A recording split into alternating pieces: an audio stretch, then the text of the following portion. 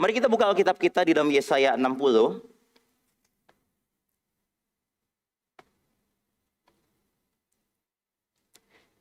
Yesaya 60 ayat yang pertama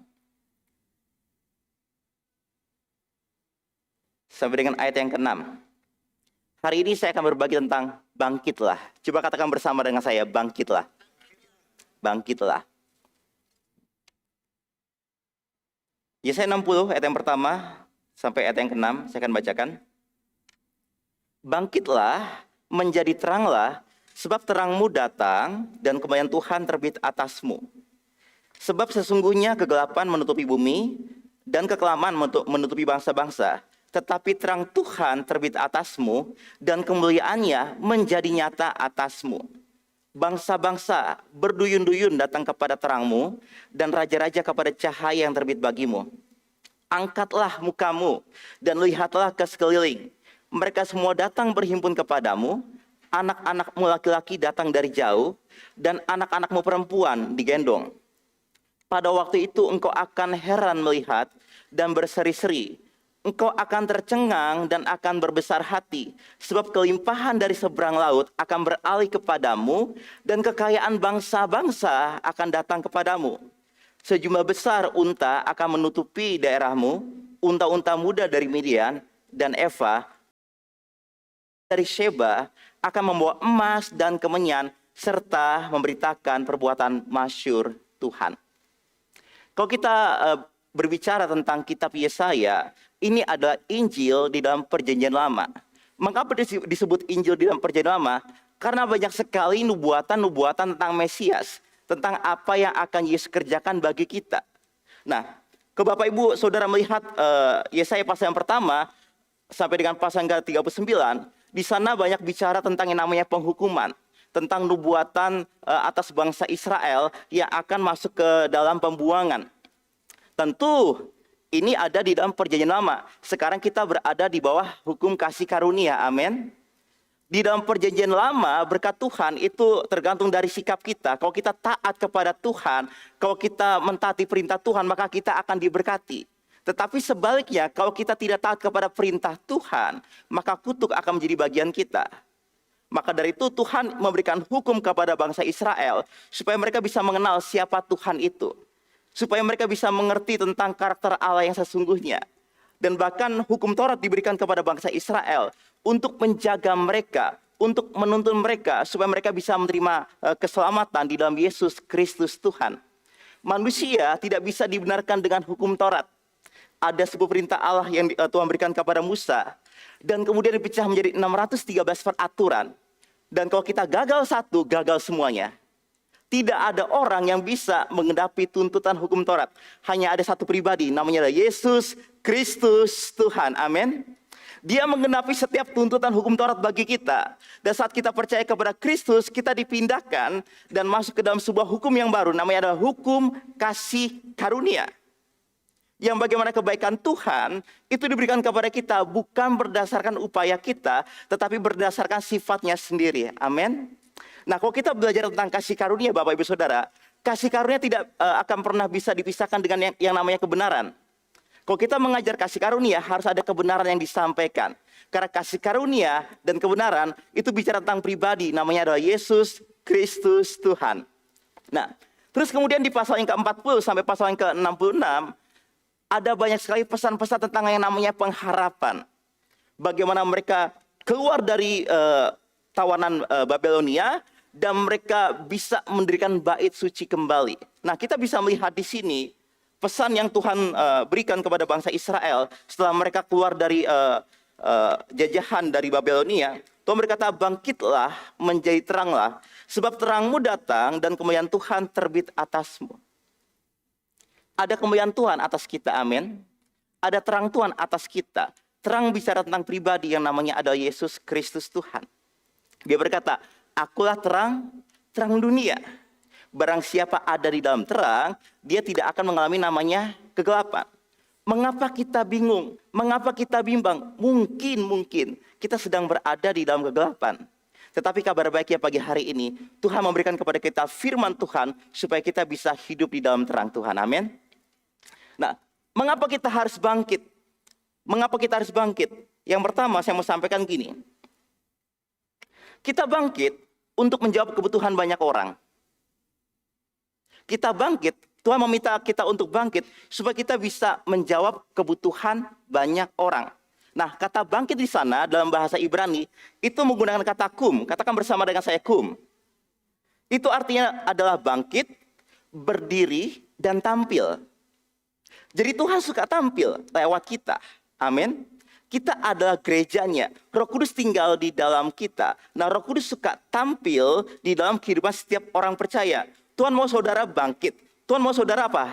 Tampil. Tuhan mau saudara berdiri, memberikan pengaruh bagi bangsa ini, memberikan pengaruh di dunia bisnis, di dunia usaha, di dunia education, pendidikan.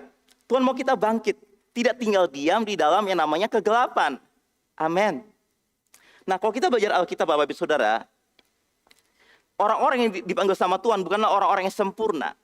Abraham adalah contoh iman bagi kita semuanya, benar? Maka percaya Abraham, maka Abraham dikatakan sebagai orang benar. Dia dikatakan bapak orang beriman. Tetapi kalau saya melihat kehidupan Abraham, Bapak Ibu Saudara, kehidupannya nggak mulus-mulus aja, benar? Dia 2 kali berkata kepada Sarah bahwa dia bukanlah istrinya. Ketika Abraham berada di tanah Mesir, dan kemudian karena dia takut, dia berkata kepada Firaun dan orang-orang yang ada di Mesir bahwa dia bukan istriku, dia adalah saudaraku.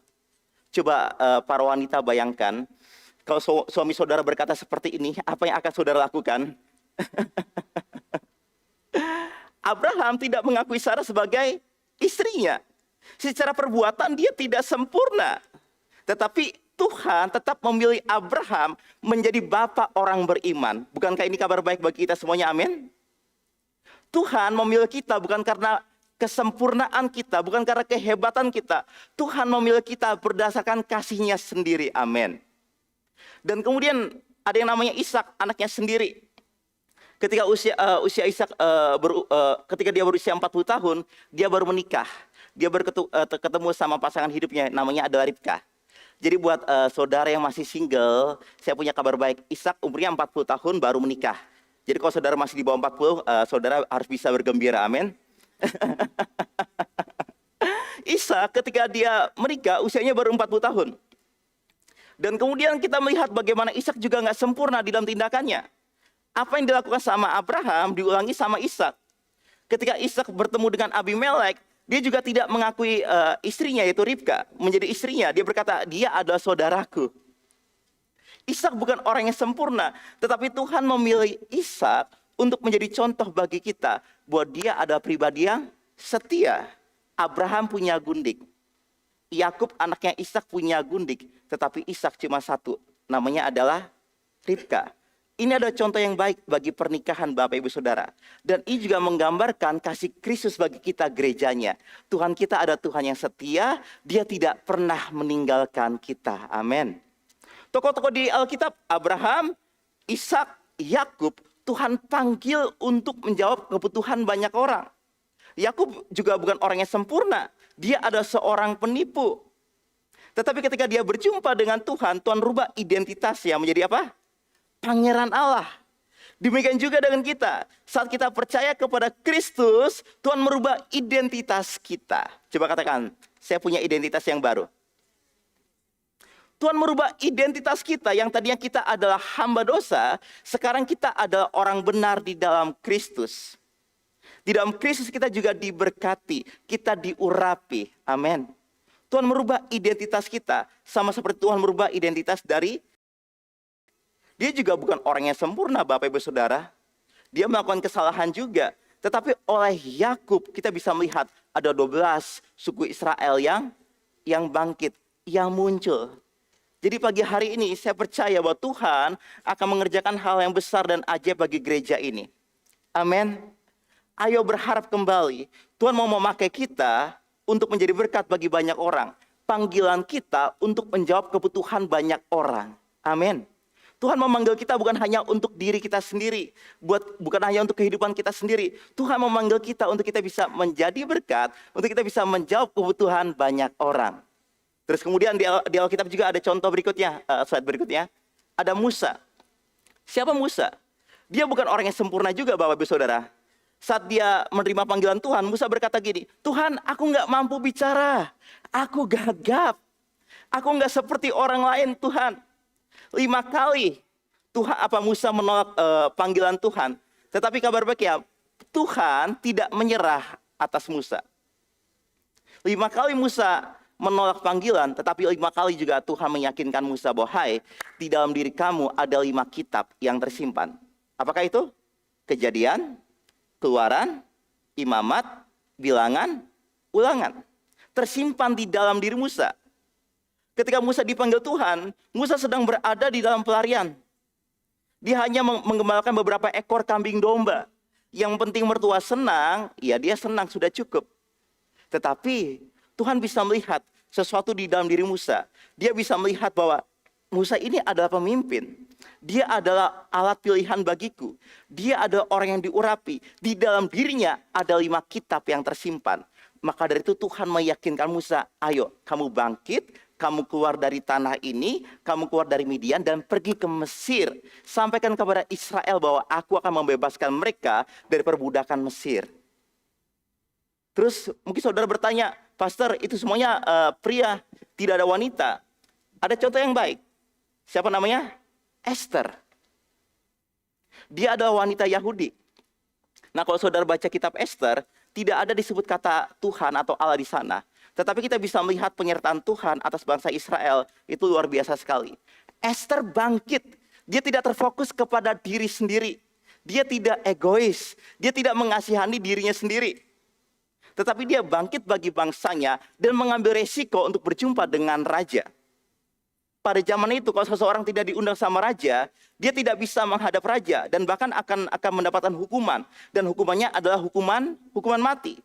Tetapi puji Tuhan, Esther bangkit karena anugerah Tuhan, karena panggilan Tuhan, dia bangkit dari zona nyamannya dan dia memberanikan diri untuk berjumpa dengan raja. Dan apa yang terjadi ketika Esther berjumpa dengan raja? Bangsa Yahudi diselamatkan. Amin. Coba katakan sama teman kiri kanan, Tuhan mau pakai kamu. Tuhan mau pakai kamu. Nah kalau kita bicara tentang panggilan Tuhan Bapak Ibu Saudara, itu bukan hanya bicara di gereja. Puji Tuhan, gereja memberikan ruangan untuk kita bisa melayani, untuk kita bisa bernyanyi, untuk kita bisa bersaksi, untuk kita bisa mengembangkan bakat yang ada di dalam diri kita. Puji Tuhan.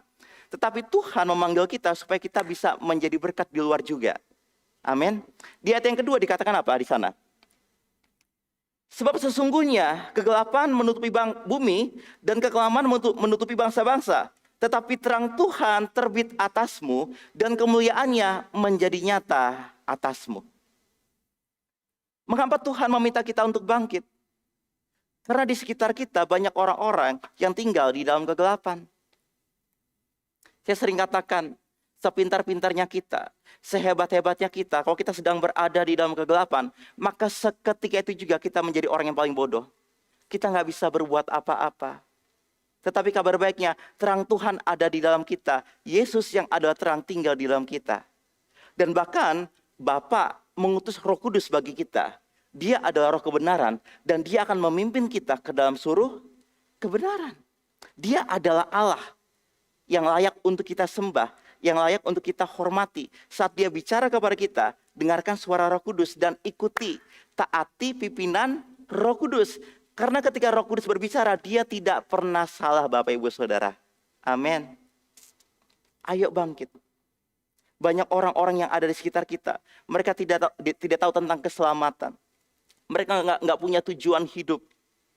Mereka tidak mengenal diri mereka sendiri. Makanya mereka terjebak di dalam keputusasaan, di dalam penderitaan. Ada yang namanya self-esteem. Mereka tidak bisa melihat diri mereka seperti Tuhan melihat mereka. Mereka melihat diri mereka, aku ini orang yang gagal, aku tidak berdaya, aku kurang cantik, aku kurang tampan, aku kurang kaya, aku kurang ganteng. Kata siapa saudara? Kita adalah mahakarya Tuhan. Tuhan yang menciptakan kita, dia mendesain kita. Dan bahkan di Mazmur pasal yang ke-8 dikatakan, Tuhan memikirkan kita. Pikiran Tuhan penuh dengan kita. Amin. Kalau begitu, mengapa kita harus tinggal diam di dalam kesendirian? Ayo bangkit Bapak Ibu Saudara. Karena Tuhan mau supaya kita tampil bagi dunia ini. tampil di tengah kegelapan. Ketika terang datang, maka kegelapan akan menyingkir dengan sendirinya. Amin. Dan kemudian Bapa mengutus putra tunggalnya, namanya adalah Yesus Kristus Tuhan. Dia menjadi pokok keselamatan bagi kita. Dia ada pribadi yang tidak pernah berbuat dosa. Dia tidak pernah mengenal dosa. Dan saat dia berada di muka bumi ini, dia hadir untuk memberitakan pesan-pesan tentang pengharapan. Ada seorang buta yang bernama Bartimius. Saat dia berjumpa dengan Kristus, dia ingin melihat. Dia berkata, anak Daud, kasihanilah aku. Dan karena kasih Tuhan yang begitu besar, Tuhan memanggil Bartimius, panggil, bawa dia kemari. Dan kemudian ketika Bartimius datang kepada Tuhan Yesus, dia bertanya, apa yang dapat aku kerjakan bagimu? Apa yang dapat aku lakukan bagimu? Dan dia berkata, Tuhan, aku ingin melihat. Dan kemudian Tuhan menjamah Bartimius, dan seketika itu juga dia menjadi sembuh. Mungkin kita tidak buta secara jasmani, tetapi kita nggak punya visi.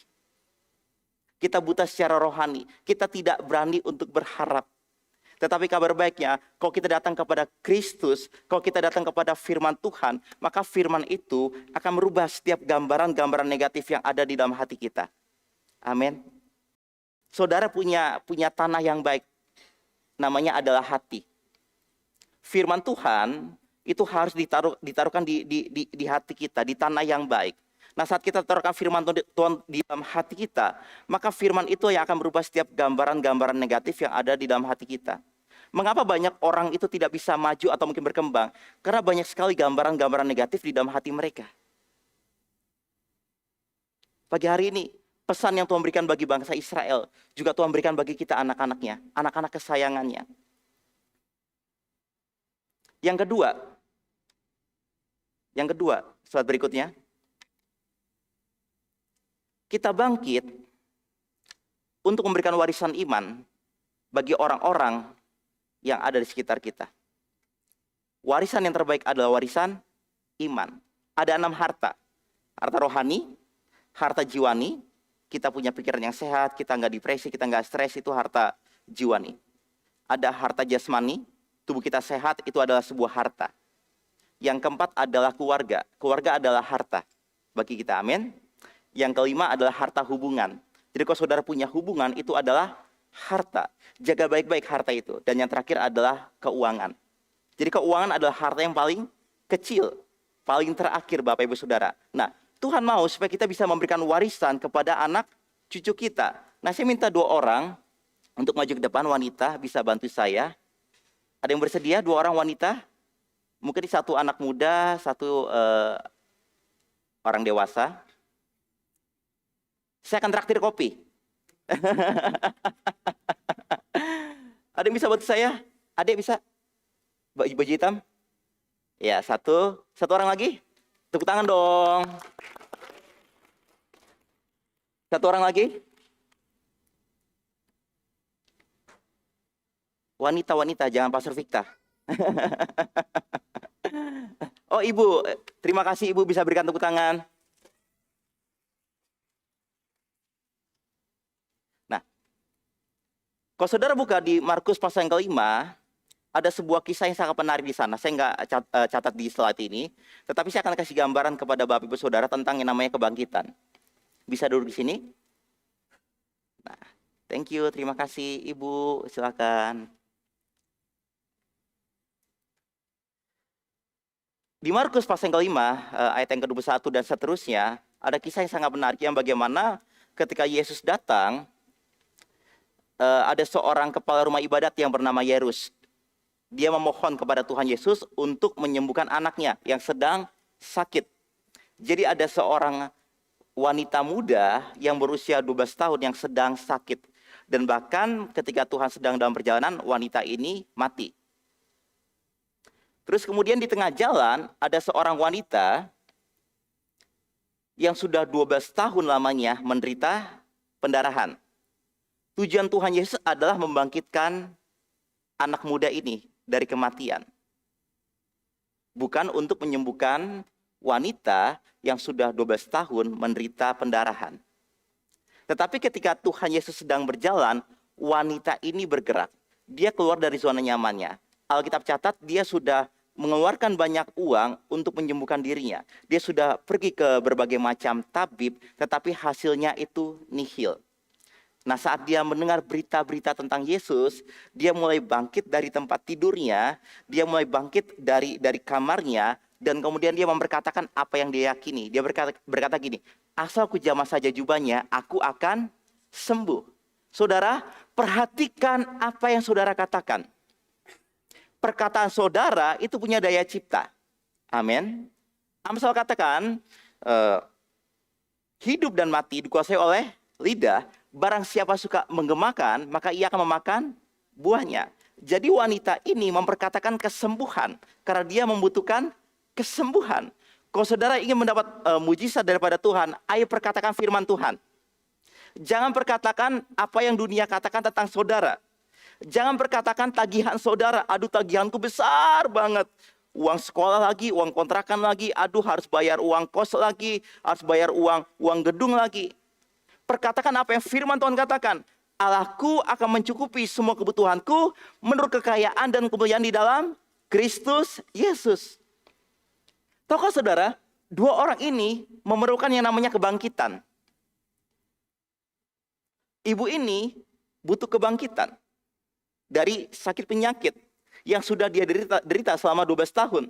Wanita, kalau dia memiliki penyakit pendarahan, dia tidak bisa melahirkan anak. Benar? Jadi unproduktif. Nah, ini adalah gambaran gereja. Kalau gereja tidak mengenal identitasnya di dalam Kristus, maka dia tidak bisa melahirkan yang namanya keturunan rohani. Saya bukan hanya bicara gereja secara gedung atau mungkin organisasi, tetapi setiap dari kita, orang-orang percaya. Orang-orang yang sudah dipindahkan dari kegelapan ke dalam terang. Kita adalah gereja Tuhan, amin. Wanita ini butuh kebangkitan. Maka dari itu wanita ini keluar dari zona nyamannya dan kemudian dia menjamah jubah Tuhan Yesus. Dan saat dia menjamah jubah Tuhan Yesus, apa yang terjadi? Seketika itu juga pendarahannya berhenti. Dan Tuhan berkata kepada wanita ini, "Hai anakku, pergilah dengan selamat." Dan kemudian saat dia sampai di rumah Yairus, ternyata anak perempuan dari Yairus sudah mati. Dan banyak orang berkata kepada Tuhan Yesus dan kepada Yairus, "Ngapain kau susahkan guru? Anakmu sudah mati." Dan Tuhan berkata kepada Yairus, "Stop. Dia tidak mati, dia hanya tidur." Nah, ketika mereka mendengar perkataan Tuhan Yesus, apa yang terjadi? Mereka menertawakan Tuhan Yesus. Apa kamu bilang dia hanya tertidur? Kamu nggak tahu dia sudah mati? Dan kemudian Tuhan tetap membangkitkan imannya Yairus. Oke, kita tetap melangkah, kita tetap maju, ya kan? Kita pergi ke rumah kamu, dan sesampainya mereka di rumah Yairus, Tuhan mengusir semua orang yang tidak percaya. Ini adalah gambaran gini, perhatikan circle kita. Perhatikan orang-orang yang ada di sekitar kita. Kalau orang-orang ini adalah orang-orang toksik, kita punya kuasa untuk apa? Menyingkirkan mereka. Kita harus berani untuk say no. Amin. Orang Indonesia sungkan untuk say no. Nggak enak, nanti dia kecewa. Tetapi Tuhan bertindak dengan tegas. Oke, aku nggak mau kumpul dengan orang-orang yang tidak sepakat, dengan orang-orang yang tidak percaya. Oke, kamu keluar, dan hanya Yairus dan 3 orang murid Yesus. Siapa? Petrus, Yakobus, dan Yohanes. Dan ketika Tuhan berada di kamar anak ini, apa yang terjadi? Tuhan membangkitkan dia dari antara kematian. 2 orang ini adalah gambaran dari gereja Tuhan. Yang bagaimana generasi senior, saya nggak mau bilang tua, generasi senior harus bekerja sama dengan generasi muda. Tetapi seringkali gini, generasi muda dan generasi senior tidak bisa bekerja sama. Mengapa? Karena miskomunikasi. Anak muda sangat cepat, punya banyak kreativitas, tetapi terkadang tidak suka untuk mendengarkan nasihat dari orang tua. Oh, mama mah kurang begitu update, mama mah kudet gitu. Seringkali masalahnya adalah di komunikasi. Tetapi pagi hari ini saya punya pesan pengharapan bagi Bapak Ibu Saudara. Kita bangkit untuk bisa memberikan warisan iman kepada anak cucu kita. Amin. Karena dikatakan di ayat yang ketiga, bangsa-bangsa berduyun-duyun datang kepada terangmu, dan raja-raja kepada cahaya yang terbit bagimu. Angkatlah mukamu dan lihatlah ke sekeliling. Mereka semua datang berhimpun kepadamu. Anak-anakmu laki-laki datang dari jauh, dan anak-anakmu perempuan digendong. Ini bicara tentang yang namanya pemulihan bagi generasi. Amin. Saya menyebutnya ini sebagai intergenerational leadership. Bagaimana hikmat orang tua bekerja sama dengan kecepatan atau mungkin kreativitas anak muda. Amin. Anak muda tidak pernah menjadi tua. Orang tua pernah menjadi muda. Benar? Saya belum pernah menjadi tua, Bapak Ibu Saudara. Tapi ibu ini pernah menjadi muda. Punya banyak pengalaman, punya banyak hikmat. Seharusnya gereja seperti ini. Gereja bangkit. Anak muda dan orang tua bisa bekerja sama. Karena anak muda bukan hanya pemimpin masa depan, anak muda adalah pemimpin masa kini. Amin. Masa sekarang. Orang tua bisa memberikan nasihat dan hikmat bagi anak muda. Dan anak muda juga belajar untuk mendengarkan hikmat dari orang tua. Dan kemudian orang tua juga harus memberikan ruangan bagi anak muda untuk bisa berkreativitas. Kalau saudara berbisnis dengan anak muda, kasih mereka ruangan untuk mereka bisa berkreativitas. Jangan pakai cara di tahun 90-an untuk berbisnis di tahun ini. Amin. Kedua orang ini butuh kebangkitan. Dan Tuhan membangkitkan kedua orang ini. Wanita ini dibangkitkan dari pendarahannya, dari sakit penyakitnya, dan wanita muda ini dibangkitkan dari kematian. Dan kedua orang ini adalah gambaran dari gereja Tuhan, Bapak Ibu Saudara. Mengapa Tuhan mau kita bangkit? Karena ada kebutuhan di luar sana. Dunia membutuhkan kita. Dunia membutuhkan suara kita. Kalau saudara terpanggil untuk menjadi berkat di dunia politik, bangkit. Saya berdoa ada anak-anak Tuhan yang menjadi berkat di dunia politik. Amin. Jangan hanya di gereja, saudara. Tampil di luar. Saya berdoa ada anak-anak Tuhan yang bisa bangkit di dunia marketplace, di dunia bisnis. Bagus kita main di gereja, itu luar biasa banget, puji Tuhan. Saudara bisa mengembangkan kapasitas, tetapi di luar juga saudara harus bangkit. Amin. Sadrak, Mesak, Abednego, mereka berada di dunia politik. Memberikan pengaruh di dunia politik. Dan mereka tidak mencemarkan dirinya, sekalipun banyak orang-orang yang ada di sekitar yang mencemarkan dirinya, tetapi mereka memutuskan untuk tidak mencemarkan diri mereka. Daniel berada di dunia politik, benar? Dan bahkan 4 pemerintahan, sampai pemerintahan Koresh, dia tetap ada. Pagi hari ini pesannya sangat sederhana bagi Bapak Ibu Saudara. Setiap dari kita sudah memiliki kuasa kebangkitan. Kita bangkit bukan dengan kekuatan kita, bukan karena gagah kita. Kita bangkit karena kita meresponi kasih karunia Tuhan. Dia sudah memberikan kasih karunia kepada kita. Kebaikan yang dia berikan kepada kita bukan berdasarkan upaya-upaya kita. Bukan berdasarkan jasa-jasa kita, melainkan berdasarkan sifatnya sendiri. Dan terang Tuhan sudah ada di dalam kita. Pribadi Roh Kudus suka tampil lewat gerejanya. Kemarin saya baru mengajar tentang karunia-karunia Roh Kudus di sebuah gereja yang bukan aliran Pentakosta atau mungkin karismatik, tetapi mereka terbuka untuk pekerjaan karunia-karunia Roh Kudus. Dan saya melihat luar biasa sekali bagaimana Roh Kudus bekerja, memenuhi mereka dengan pribadi Roh Kudus. Mereka mulai berkata-kata dengan bahasa roh. Ada kesembuhan terjadi. Mengapa? Karena kita memberikan ruangan bagi Roh Kudus untuk tampil. New Tribe Bali, ayo bangkit. Ayo bangkit. Jangan putus asa. Biasanya sebelum orang bangkit, mereka berada dalam posisi duduk dan tidur.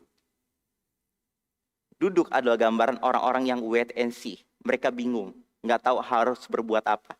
Kalau saudara sedang bingung hari ini, nggak tahu apa yang harus saudara putuskan, ayo kembali kepada firman Tuhan, dengarkan firman Tuhan, dengarkan suara Roh Kudus, dan mulai untuk bangkit. Jangan tinggal diam di dalam kebingungan. Dan ada orang-orang yang bangkit dari yang namanya tidur. Tidur ini gambaran orang-orang yang hopeless, tidak bisa berbuat apa-apa. Mungkin saudara udah kayak, aduh, aku sudah berusaha, tetapi nggak ada terobosan. Aku sudah bekerja keras, tapi tetap ada tagihan, hutangku tetap banyak. Pagi hari ini saya mau sampaikan kabar pengharapan. Di dalam Kristus tidak ada yang mustahil. Amin. Tuhan memberikan kepada saudara kekuatan untuk memperoleh kekayaan. Dan saudara bisa berimajinasi, saudara bisa beriman untuk bisa melunasi setiap tagihan saudara. Amin. Tuhan tidak memberikan kepada kita hasilnya, Sekalipun dia sanggup untuk memberikan mujizat, tetapi yang dia berikan kepada kita adalah kekuatan untuk memperoleh kekayaan. Di dalam diri kita sudah ada hikmat, ide, kreativitas. Kita bisa gunakan itu. Kita sehat, ayo kita bekerja. Amin. Mari tim musik bisa maju ke depan. Saya akan closing dengan firman Tuhan di dalam Mazmur 23. Mazmur 23 ayat yang pertama dikatakan gini. Mazmur Daud, Tuhan adalah gembalaku, takkan kekurangan aku. Apa yang bisa kita pelajari di sini Bapak Ibu Saudara? Tuhan telah menyediakan apapun yang kita perlukan untuk bangkit. Ada visi, ada provisi. Nggak usah mikirin bagaimana dan kapan. Bagian kita adalah percaya. Tugas orang percaya adalah percaya. Percaya kepada apa? Percaya kepada apa yang firman Tuhan katakan. Kalau kita sedang berada dalam kebimbangan saat ini, mulai untuk memperkatakan firman Tuhan. Imajinasikan firman Tuhan. Nah, kata merenungkan firman Tuhan di dalam bahasa Ibrani itu menggunakan kata hagah yang artinya gini, memperkatakan berulang-ulang. Diperkatakan berulang-ulang sampai firman itu masuk ke dalam hati kita.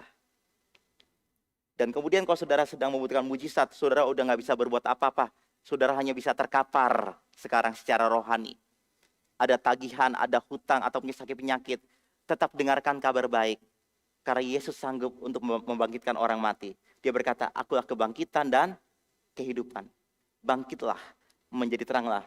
Sebab terangmu datang dan kemuliaan Tuhan sudah terbit atasmu. Kalau saudara sedang sakit, saya mau sampaikan kabar baik. Tuhan mau saudara sembuh. Sakit penyakit bukanlah kehendak Tuhan. Hak untuk setiap orang percaya bisa mengalami namanya kesembuhan ilahi. Terus perkatakan firman Tuhan tentang kesembuhan, dan saya percaya kesembuhan itu akan termanifestasi. Tahukah Bapak Ibu Saudara, saat kita berdoa, kita minta sama Tuhan, seketika itu juga Tuhan langsung menjawab doa kita. Langsung. Tetapi untuk hal itu bisa termanifestasi, membutuhkan yang namanya waktu. Jadi saat kita menantikan jawaban doa, kita sedang melangkah, atau kita sedang menantikan jawaban doa, saran saya, gunakan kesabaran dan penguasaan diri untuk bisa menantikan jawaban doa termanifestasi. Amin. Rubah gambaran yang negatif tentang Tuhan. Jangan pernah berpikir, Tuhan tuh jahat. Tuhan gak sayang sama aku. Tuhan gak peduli sama aku. Buktinya dia membiarkan aku bangkrut. Buktinya dia membiarkan aku menderita seperti ini. Enggak Tuhan, enggak saudara. Tuhan tidak seperti itu. Yakobus katakan, setiap pemberian yang baik dan setiap anugerah yang sempurna datangnya dari atas, diturunkan dari Bapa segala terang. Padanya tidak ada perubahan atau bayangan karena pertukaran. Jadi Tuhan kita adalah Tuhan yang baik. Di dalam dirinya hanya ada yang namanya kebaikan demi kebaikan.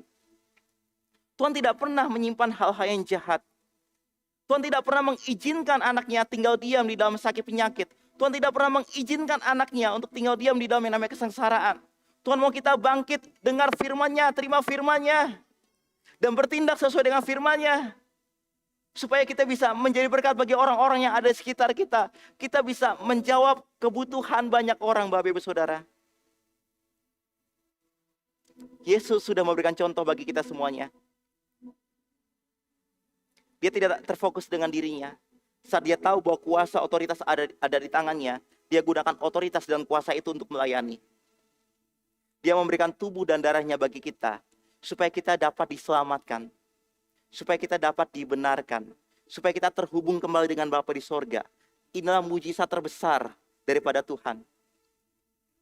Kita yang tadi terpisah, sekarang bisa terhubung. Dan bahkan roh Allah menyatu dengan roh kita. Manusia roh kita sudah benar, sudah kudus, sudah sempurna. Maka dari itu roh kudus mau menyatu dengan roh kita. Bukankah ini kabar baik? Jangan tinggal diam di dalam depresi atau mungkin stres. Ini bukan kehendak Tuhan. Tuhan tidak pernah memberikan kepada kita roh yang membuat kita menjadi takut. Tetapi dia memberikan kepada kita roh yang membangkitkan kekuatan, kasih, dan pikiran yang sehat. Pikiran yang utuh. 2 Timotius 1:7. Jangan terima tipuan iblis yang terus mendakwa pikiranmu. Peperangan terbesar itu bukan di luar sana, tapi di dalam pikiran kita. Nah, untuk kita bisa menang di dalam peperangan di area pikiran, kita harus penuh dengan firman Tuhan. Penuh dengan firman Tuhan. 1-2 ayat yang saudara perkatakan itu bisa merubah gambaran-gambaran negatif di dalam pikiran saudara. Hanya 1-2 ayat, apapun itu. Mungkin Mazmur 23, Filipi 4 ayat 13 atau mungkin Filipi 4 ayat 19, Allah akan mencukupi semua kebutuhanku menurut kekayaan dan kemuliaan dalam Kristus Yesus. Kalau saudara amini itu, perkatakan itu dengan iman, saya percaya terobosan akan terjadi. Amin. Bangkitlah, menjadi teranglah. Sebab terangmu datang dan kemuliaan Tuhan sudah terbit atasmu. Tadi waktu lagu Kau beri yang ku pinta, saat ku mencari, mendapatkan, saya langsung minta sama Bapak yang baik. Bapak, saya minta pagi hari ini terjadi terobosan, terjadi mujizat, terjadi kesembuhan bagi orang-orang yang mendengarkan firman Tuhan. Itu yang saya minta tadi di sini. Kalau itu saudara sedang membutuhkan ketiga hal itu, saudara butuh terobosan, mujizat, dan juga kesembuhan, angkat tanganmu. Saya akan berdoa bagi saudara pagi hari ini. Kita izinkan Roh Kudus tampil. Roh Kudus sudah tampil.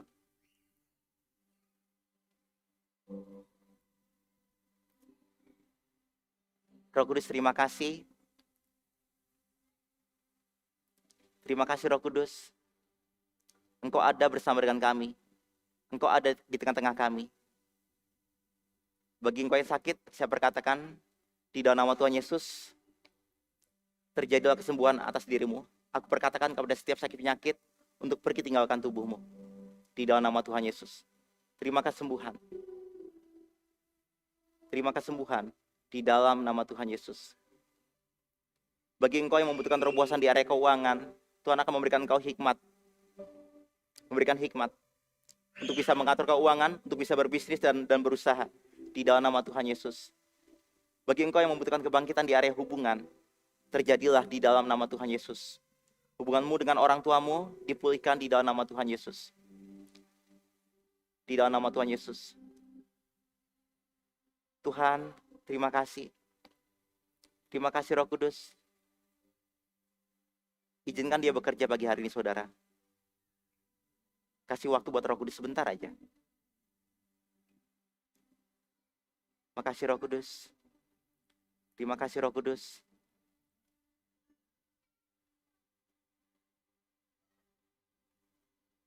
Dan kalau engkau sakit, engkau bisa cek apakah masih ada rasa sakit itu sekarang.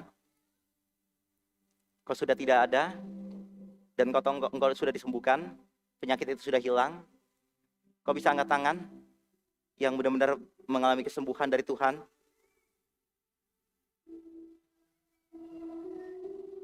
Satu, wow. Puji Tuhan. Puji Tuhan.